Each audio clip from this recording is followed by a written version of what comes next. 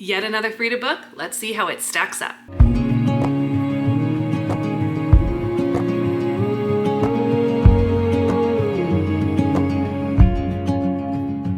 We are back for another Christian review of regular books, and today we are discussing Never Lie by Frieda McFadden. For those of you who have never seen one of these videos before, here's how it's going to go down. First, I do my regular review, what you know and love to expect from a book review, star rating, my thoughts, my personal opinion, etc. I do it all without spoiling the book. But then we get into my Christian review, and that's where I go over the basic pieces of a book that may or may not have a fellow believer or truly anyone wanting to read it.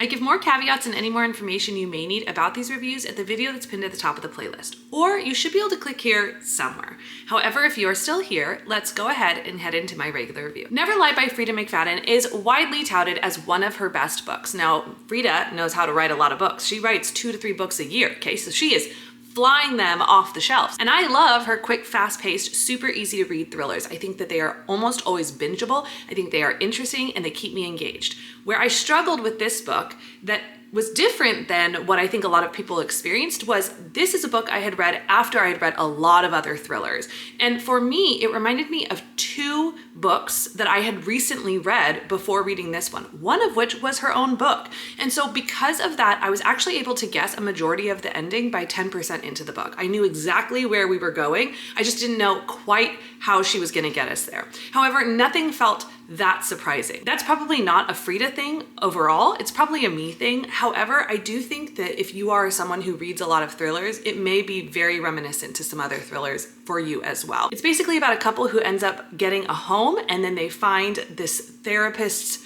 old audio files and they start listening to it. So it's really interesting concept. I really enjoyed the concept of it, but the end execution was very reminiscent of some other books. Ultimately, I rated it 3.25 stars, and that really was because I guessed the ending so early on. And again, it was so similar to some other thriller books, including one of her own, but it still was an enjoyable ride. And if you are not a super big thriller reader, I feel like this would be one you would absolutely demolish. If you want to see everything I'm reading and rating in real time, you can do so by following me on Goodreads. You can also find me on Instagram, TikTok, and I do have my own YouTube channel. So if you want to see more of my life and reading journey, click all the links down below in the description box.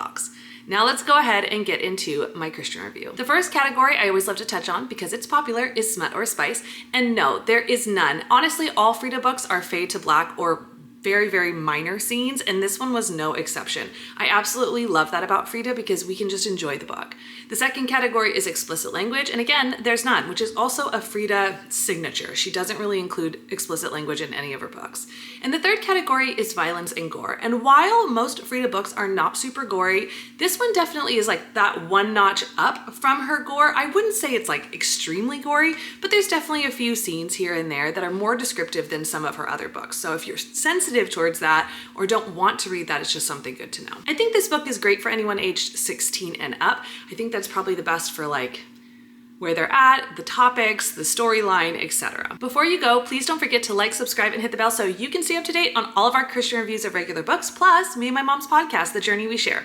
We're posting on here all the time and we don't want you to miss a single thing. But on top of that, when you're engaging in our content, it helps us know that that's content you want to keep seeing. And since we're a nonprofit, it's basically like a free way to donate to our ministry. So please don't forget to like, subscribe, or hit the bell before you go today. And we cannot wait until we see you on the next one.